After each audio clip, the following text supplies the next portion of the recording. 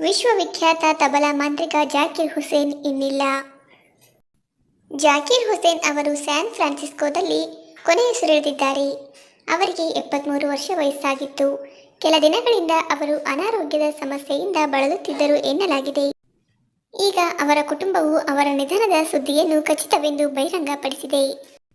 ಪ್ರಸಿದ್ಧ ತಬಲಾ ವಾದಕ ಅಲ್ಲಾ ರಖಾ ಅವರ ಹಿರಿಯ ಪುತ್ರರಾಗಿದ್ದ ಜಾಕಿರ್ ಹುಸೇನ್ ತಮ್ಮ ತಂದೆಯ ಹಾದಿಯಲ್ಲಿ ಸಾಗುವ ಮೂಲಕ ವಿಶ್ವವಿಖ್ಯಾತಿಯನ್ನು ಪಡೆದಿದ್ದರು.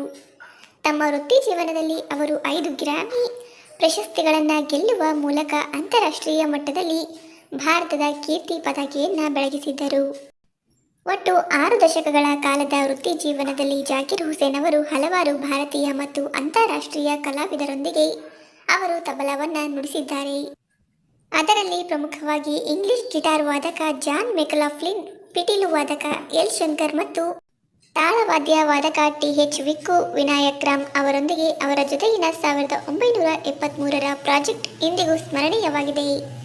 ಭಾರತದ ಅತ್ಯಂತ ಪ್ರಸಿದ್ಧ ಶಾಸ್ತ್ರೀಯ ಸಂಗೀತಗಾರರಲ್ಲಿ ಒಬ್ಬರೆಂದು ಪರಿಗಣಿಸಲ್ಪಟ್ಟ ಹುಸೇನ್ ಅವರಿಗೆ 1988ರಲ್ಲಿ ದೇಶದ ಅತ್ಯುನ್ನತ ನಾಗರಿಕ ಗೌರವಗಳಲ್ಲಿ ಒಂದಾದ ಪದ್ಮಶ್ರೀ, 2002ರಲ್ಲಿ ಪದ್ಮಭೂಷಣ ಮತ್ತು 2023ರಲ್ಲಿ ಪದ್ಮವಿಭೂಷಣ ಪುರಸ್ಕಾರಗಳು ಲಭಿಸಿವೆ.